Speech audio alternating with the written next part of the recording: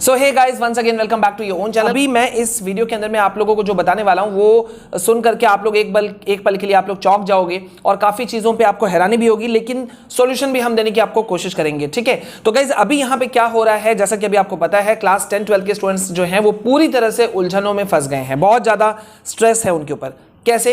पहले तो दो बोर्ड एग्जाम उनको सफर करना पड़ रहा है, दो तीन प्री बोर्ड्स हैं, practicals are there, project work, assignment, so many things are there, और साथ ही साथ में फिर उन्हें तैयारी करनी है अपने जो हायर एजुकेशनल इंस्टीट्यूशंस में उनको एडमिशन लेना है, उसको भी फोकस में रखना है। अदर जो कॉम्पिटिटिव एग्जाम्स हैं, जेईई, नीट एटसेट्रा, उसकी भी तैयारियों में लगे रहना है। तो मतलब बच्चों के ऊपर बहुत ज्यादा स्ट्रेस है, और वहीं जो बोर्ड है वो बहुत सारी चीजों को सामने से आके क्लैरिफाई नहीं कर रहा है।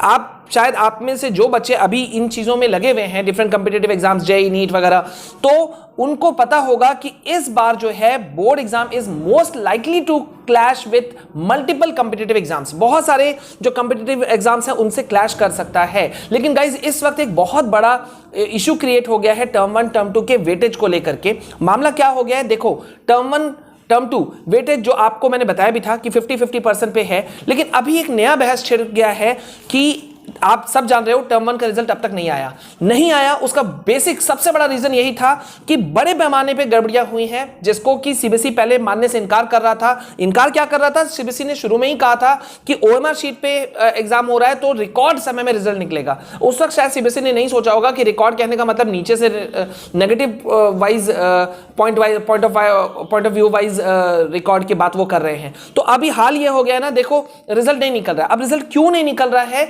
क्योंकि बड़े पैमाने पे गड़बड़ियां हुई, उसके वजह से अभी जो सीबीएसई के न्यू चेयरपर्सन है वो उसके अकाउंटेबिलिटी, जिम्मेदारी लेने को वो तैयार नहीं है, और इसीलिए उन्होंने फ्रेश जो इन्वेस्टिगेशन है उसके लिए उन्होंने डाल दिया। दोबारा से कॉपी रीचेकिंग हो रहा है, स्कैनिंग। अब सोचो कॉपी रीचेकिंग दोबारा होगा तो जो स्कैनिंग पहले किया जा चुका था अब वो भी दोबारा से होगा।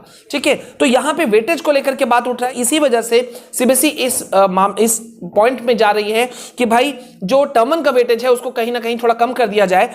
अभी मैं आपको बता दूं 30 या 40% के वेटेज करने पे बात चल रहा है, और टर्म 2 के वेटेज को बढ़ाने की बात चल रही है 60 या 70। अब जिन स्टूडेंट्स का टर्म 1 खराब गया था उनको तो कुछ नहीं होगा, टर्म 1 में अगर जिनका अच्छा गया है उनके ऊपर तो इफेक्ट पड़ेगा। गाइस यहां पे ये मामला कहां से आ रहा है पता है? जिन स्कूलों को एक्चुअली में होम सेंटर नहीं बनाया गया था ना, उन लोगों ने ज्यादा क्वेश्चंस रेज कर दिया। ठीक है, उनके साइड से ज्यादा क्वेश्चंस रेज हुआ कि भाई ये जो असेसमेंट हुआ है या मार्किंग जो चल रही है इसमें तो हमारे बच्चों के मार्क्स लो हो जाएंगे, तो हम इसको सफर क्यों करें? ये जो ऑब्जेक्शन उठाया गया, इस वजह से सारा का सारा चीज दिक्कत खड़ा हुआ। लेकिन गाइज अभी हमें एक चीज जो मैं बार बार कह रहा हूं कि टर्म 2 को ज्यादा फोकस करो।